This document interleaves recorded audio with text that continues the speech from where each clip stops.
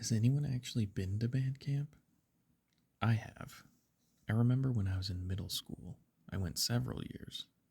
It was a fun time. Went out and hiked, played music, danced, and partied, for as much as a middle schooler can party. The last year I went, though, there was something that happened. Something I, or anyone else who was there, could never really explain. Honestly, it was truly a horrible shared experience that it just felt like a nightmare. And I thought it was behind me up until recently. So, being kids, there were naturally pranksters and troublemakers. Truly, middle schoolers are hellions. I was a very quiet kid, so I kind of just minded my own business, but that was hard to do when the entire band class shared a massive cabin style abode while we were at band camp. Now, it wasn't like it was separated into multiple rooms, it was just one massive cabin filled with bunk beds. There were probably around 30 of us that stayed in this shared space, so it's not like I could hide and have personal time. So naturally, getting enough kids into one space, there's bound to be trouble. The trouble ended up being a small group of kids deciding to play Bloody Mary. I know, it sounds cheesy, but to my own middle schooler mind, it was the end of the world. How could they do this, one might ask? The whole cabin shared two large restroom areas. I remember hearing whispers and giggles after sunset, people running around asking for friends to go with them to the bathroom. They're going to play this game. I lay there in my top bunk, no kidding, shivering with fear because the fear of the unknown was ingrained in me. Now that I look back at it, maybe I was right to be scared. Eventually, this small group of kids gathered at one of the bathrooms. I remember peeking up from my top bunk and seeing them slowly file into one of the bathrooms.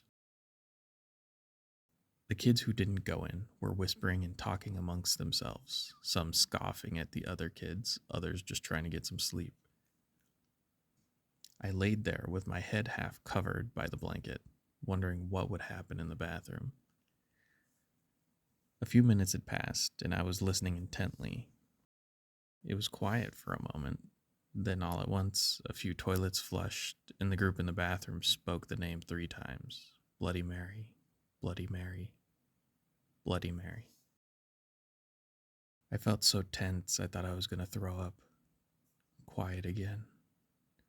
Then there were a bunch of screams and squeals as the group who went into the bathroom sprinted out. I only felt slightly relieved when people started laughing and headed back to their bunks. I felt a little silly with how scared I was. Things had finally quieted down, and everyone settled in for the night. I, after battling with my own mind, went to sleep. Then, as if it were only a second later, I opened my eyes, wide awake. Everything was quiet, still. I could only hear soft snoring and running water. Was that what woke me up? I tried not to pay it any mind. Surely someone had just needed to go to the bathroom in the middle of the night. But the water just kept running. The noise was invasive. I couldn't concentrate on anything else. My eyes were closed, but sleep felt far away behind the sound of the running water. I decided to peek my head up from my pillow. I could see others lifting their heads all the same, all looking toward the bathroom. I looked toward the bathroom as well. I really wish I hadn't. I wish I had just left my head on my pillow. I had only looked for a few seconds, but it was enough to see a silhouette turn around the corner of the open bathroom doorway. The shadowy figure was incredibly dark. I saw the head first. Long, black hair drooping downward, swaying with each step. As it moved further into view, I could see it was hunched over, its head hanging forward like a weight with its body following behind. The footsteps. God, the footsteps. They were wet, plodding noises that seemed to outcompete the running water. At this point, I had slammed my head back onto the pillow and flung my blanket over my head. I could feel my entire body shaking, fear slamming into me like a horrible wave. I could even hear gasps among the other beds, but nobody said anything. The footsteps got louder, entering the main room. I tried to bury myself into my bed, trying to dig myself in. I don't remember if I cried. Maybe I was too scared to make noise, but I could hear others, whimpers and heavy breathing. Wet footfalls, closer. The running water changed. The noise was different. I couldn't tell if I was hearing things. It sounded like whispering. So many voices, like they were all smashed into one place. The footsteps seemed to weave between the bunks, both quickly and yet agonizingly slow. They would stop, move, stop, move. But every time it stopped, I could hear a gasp. It was so close to me. I could hear it a few beds away. I thought I had more time to prepare myself. I didn't. The noise was next to me. The footsteps stopped just short of my bunk. I was rigid with fear. I couldn't even shake anymore. Then, it was like the whispering was right above my head.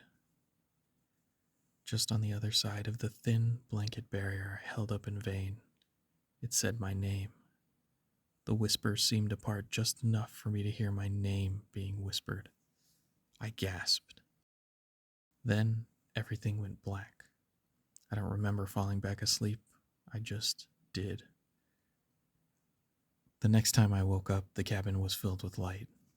I remember my whole body being sore, my eyes feeling puffy. When I finally had the courage to sit up, I immediately felt the small wet spot on the top of my blanket. Then I saw the others, just sitting up in their beds looking around. Everyone looked terrible, tired, pale. The adults who gathered us assumed we ate something off. I think that everyone who was in that cabin that night wanted to think that too. No one spoke about what happened, but everyone seemed to accept it. I've had to relive this memory the last week because I had a friend from my middle school class reach out to me. He sent me a few articles about some missing persons. They were older, but I could recognize their faces. I could paste them onto the same middle schoolers who went into the bathroom that night. It's been a few days, but my friend hasn't responded to me. Sometimes I think I hear the sink running in the middle of the night. This morning, I woke up with a wet spot on my blanket.